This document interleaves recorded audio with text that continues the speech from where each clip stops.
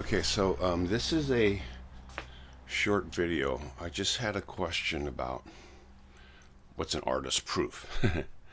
So I just wanted to answer that with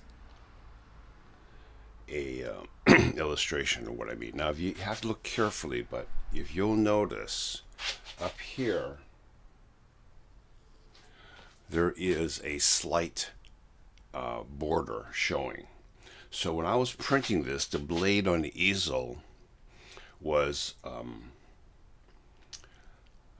too high. I hadn't moved it, but I didn't see that. What I noticed was the print looked just a little bit dark, and I don't know how it appears on your monitor, but of course this is got good detail, even though it's black, yeah, and you can actually see.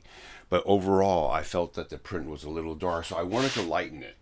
So I think I cut 5%, only 5%.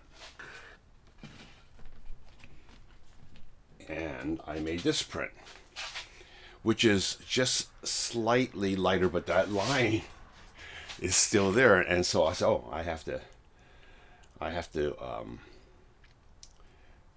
move that blade down. And so on the third print, I did that. But another thing I noticed was this area is a little lighter. Obviously, it's just a little bit lighter. So when I lightened it a bit more and I got rid of that line, then this area I liked better on that print. Although this was too dark for me, but now this is okay, but this is too light. So then I made this print, which I burned in here. Now I also did burn the left side. Now, when I get into the dark room, I'll try to explain that better, but your lens always has fall off. And if you have a meter, you can actually measure. You can go to the corner and see that, oh, I'm getting 10% less light in this area than in the center. Sometimes one side will have even less than the other side. When you close your f-stop down, the difference becomes less. So instead of 10-15%, it might only be 5% less light. As you close your f-stop down, it gets more even. But your exposures get longer, and the lens actually doesn't get as sharp when you close like 4 stops down. So anyway, I on all of these I did burn this side and this side a little bit, and I also burnt the water. So you'll see when I get in the darkroom, you'll see what I do. But this is what I wound up with. So after I was happy with that, then I made 10, and so these three, even though this one is fine as is, these three are the artist proofs. And that print, I mean, the prints are fine. All three of them are able to be displayed.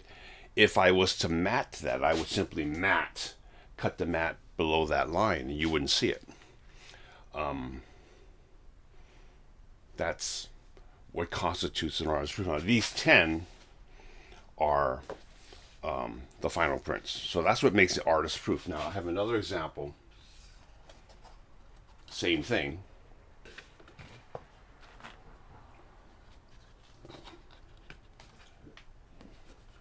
This is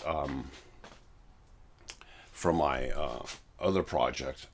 It's an homage to Gary Winogrand, who's a New York street photographer.